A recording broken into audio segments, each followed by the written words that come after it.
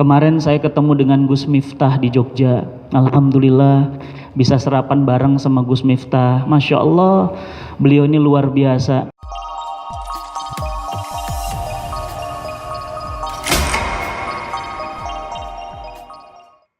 Bapak Ibu yang dirahmati Allah, insya Allah di kajian duha pagi hari yang berbahagia ini, insya Allah saya akan mengingatkan tentang dahsyatnya kekuatan iman. Bagi yang ingin mengcopy filenya, mohon maaf belum bisa, tapi cukup difoto saja karena di layar ada. Bagi yang ingin memvideokan silahkan, ya, mau merekam juga silahkan, untuk di-share ya silahkan. Yang nggak boleh itu videonya dipotong-potong kemudian dibuat fitnah, ya. Jangan Bapak Ibu, ya, hati-hati. Ya, balasan Allah ini sangat berat kepada orang-orang yang zolim, ya, apalagi kepada, mohon maaf ya, kepada orang-orang yang ya ingin menyampaikan kebenaran, ya, hati-hati. Ya, kemarin saya mengunjungi salah satu pejabat, ya, pejabat ini Allahu Akbar, stroke, ya, sekujur tubuhnya. Ya, dulu adalah pejabat yang sangat terkenal. Saya main ke rumahnya, kemudian di atas kursi rodanya dia bilang, "Kamu cucunya Pak Harto ya?" Sejak kapan saya jadi cucu Pak Harto? Jadi kenapa begitu? Daya ingatnya Pak hancur, ya. Karena saya ingat wajah beliau, saya ingat di zaman beliau. Semoga Allah ampuni dosa-dosa beliau. Istrinya, anaknya nangis, "Ustadz maafkan, doakan ayah saya, maafkan ayah saya Ustadz, doakan beliau.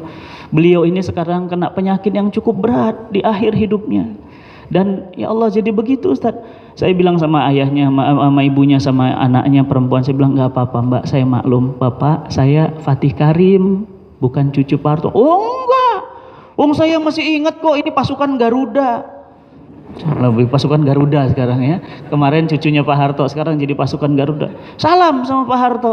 "Salam ya, nanti sampaikan sama Bu Tin juga ya, saya di sini baik-baik saja." Dengan kondisi fisik yang demikian Bapak Ibu, ya. Kenapa? Mungkin ya masa lalunya atau dulu pada saat menjabat ya berlaku zolim kepada orang lain. Hati-hati Bapak Ibu, ya. Doa orang zolim itu nggak ada hijab antara dia dengan Allah. Kemarin saya ketemu dengan Gus Miftah di Jogja. Alhamdulillah bisa sarapan bareng sama Gus Miftah. Masya Allah, beliau ini luar biasa. Belum saya upload di Instagram, nanti saya akan upload di Instagram kebetulan, tapi nggak ada yang kebetulan ya, Allah atur. Ada juga di sana Ustadz Felix Yao. Jadi Gus Miftah, saya dan Ustadz Felix Yao, alhamdulillah hari Jumat kemarin ketemu. Untuk apa? Untuk belajar, untuk datang kepada beliau. Ternyata beliau ini luar biasa. Beliau ini Masya Allah, kalau saya belum pernah 22 tahun saya di jalan dakwah, belum pernah saya dakwah masuk ke tempat pelacuran, masuk ke tempat dugem, langsung mendakwahi mereka dan mereka mau mendengarkannya, tapi tidak dengan Gus Miftah. Gus Miftah itu Masya Allah masuk langsung di tempat dugem, isinya itu ya mohon maaf, wanita malam, ya, para pelanggan, ya, hidung belang, semua ada di situ dan mendengarkan seperti ini. Itu nggak mudah Bapak Ibu. Bahkan beliau itu sempat hampir, cerita ke saya itu hampir beberapa kali pistol itu didor ke kepalanya. Kenapa? Karena itu bandar-bandar merasa terancam. Bayangkan kalau kemudian ya wanita-wanita malam itu bertobat kepada Allah. Banyak tempat-tempat pelacuran yang sudah tutup gara-gara beliau. Dan agen-agen ini merasa terancam. Luar biasa, nggak mudah. Bapak Ibu yang dirahmati Allah, ternyata beliau memulai dakwah seperti itu sejak beliau mahasiswa. 15 tahun lebih Ustadz, saya berusaha untuk bisa masuk ke tempat seperti itu. Dan Allah kasih kado dengan masuknya lagi salah satu saudara kita, Deddy Corbuzier. Ya, beliau itu luar biasa, cerdas, pinter, bukan orang kaleng-kaleng. Ya, pertanyaannya itu bukan main-main, ya, 11-12 ya, dengan kritisnya dengan Ustadz Felix Yao. Ya, berdebatan, perdiskusian itu bertahun-tahun beliau selalu bertanya tentang Islam dan tepat momennya beliau bersyahadat, ya.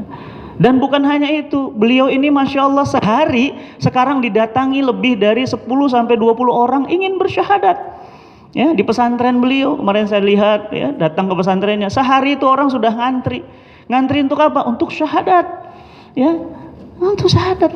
Coba Bapak Ibu bayangkan bahagianya kita kalau itu jadi kita. Bayangkan Bapak Ibu bagaimana pahala jariahnya. Orangnya sudah wafat tapi pahalanya copy paste dan itu selama-lamanya. Bapak pernah nggak ngerasain? Bapak nggak kerja tapi saldonya meludak? Belum. Nanti ngerasain Pak. Enak nggak Pak kira-kira? Enak, nggak kerja nggak ngapa-ngapain cek saldo, ya Allah 1M, buka lagi 2M, 3 buka 4M, 5M, nggak ngapa-ngapain. Itu namanya apa? Itu namanya pahala jariah. Pahala jariah itu orangnya sudah nggak ngapa-ngapain, tapi saham kebaikan dari setiap orang itu ngalir Pak. Bayangin bahagianya. Makanya dakwah ini ya bukan tugas saya, bukan tugas para asatidz aja, tugas kita bareng-bareng. Ya, Masya Allah. Apa yang saya ingin cerita selain dengan itu? Gus Miftah itu kemarin cerita ada ustadz yang menzolimi jamaah. Nauzubillah min zalik. Mudah-mudahan saya nggak zolim sama Bapak Ibu. Dan kalau zolim jangan didoain yang nggak bener Pak. Ya. Gara-gara apa? Gara-gara ustadz ini mentarif. Sudahlah tarifnya mahal, sudahlah di DP, ustadznya batal datang. Batal datangnya kenapa? Karena ternyata sudah ngambil jadwal lain yang lebih mahal lagi. Dan jamaahnya orang kampung, orang desa yang tulus, yang polos, yang betul-betul bersih hati ingin ikut kajian, bukan ingin selfie, bukan ingin pencitraan. Datang pengajian itu, waduh satu kampung sudah ramai. Ternyata apa? Batal datang. Kenapa? Alasannya nggak jelas Bapak Ibu. Di antara mereka ada yang teriak, celaka engkau Ustadz, kecelakaan. Mobilnya naik di atas pohon Bu, kecelakaan Bu. Jangan main-main. Makanya kita ini jangan sampai menzolimi orang Pak. Kalau kita zolim sama diri kita sendiri karena hak Allah tidak kita tunaikan, Bapak nggak sholat, Bapak taubat, Allah Ghafurur Rahim. Tapi kalau Bapak kemudian zolimin orang, hutang nggak dibayar, ya, pernah melanggar hak-hak orang, tanah sebelah milik orang Bapak ambil 10 meter 1 senti saja, apa kata Nabi? Maka kemudian Allah akan mengkalungkan tanah itu dari 7 lapis bumi. Bayangin, jangan Pak, jangan pernah hidup kita ini zolimin orang Pak. Cuma gitu doang doanya, ya. Zolim kau Ustadz, kami doakan kau celaka, gitu doang. Ya namanya orang nggak punya ilmu Bu, cuma tulus begitu saja doa, kecelakaan Pak. Ya, hancur mobilnya. Oleh karena itu Bapak Ibu yang dirahmati Allah, maka Nabi sebutkan apa? Jangan zolim sama orang lain. Salah satu bentuk kezoliman apa? Hutang nggak dibayar. Ya, kalau Bapak nggak sholat, Ibu belum pakai jilbab, itu urusan kita dengan Allah. Itu urusan kita dengan Al-Ghafur Ar-Rahim. Ya, maka kemudian kalau kemudian kita zolim sama orang lain, hutang nggak dibayar, mobil baru beli. Hutang nggak dibayar, rumah baru beli. Hutang nggak dibayar, tapi posting di sosial media lagi di Perancis. Hutang nggak dibayar, tapi posting di sosial media lagi di Sydney. Hati-hati Bapak Ibu, hati-hati, itu ada hak orang di kita. Apa kata Nabi? Orang yang mati meninggalkan hutang tidak akan masuk ke dalam surganya Allah meskipun dia jihad fi sabilillah. Bayangin Pak, sholat itu nggak ada apa-apanya dibandingkan jihad Pak. Ya, saum itu nggak ada apa-apanya. Jihad itu amal yang paling top, itu amal paling tinggi. Walaupun punya amal jihad, ada hutang sama orang. Hati-hati Bapak Ibu. Ya, saya berani ngomong begini kenapa? Karena saya nggak punya utang di sini. Tapi enggak, alhamdulillah, alhamdulillah Bapak Ibu. Nikmat banget hidup nggak ada hutang. Ngomong mah jebret-jebret aja. Saya mau diundang di mana, saya ngomong asal aja. Nggak bisa diatur-atur. Ustadz maaf, jangan ngomong ini. Oh, antum bilang saya jangan ngomong ini. Iya, saya pulang, batalin jadwalnya. Kenapa? Karena saya nggak pernah minta bayaran, nggak pernah minta DP, nggak ada. Makanya saya merdeka aja nyampein dana Pak. Saya nggak ada utang sama antum, nggak ada. Nggak pernah saya urusan hutang piutang. Kenapa? Karena orang yang berhutang itu nggak merdeka Mas.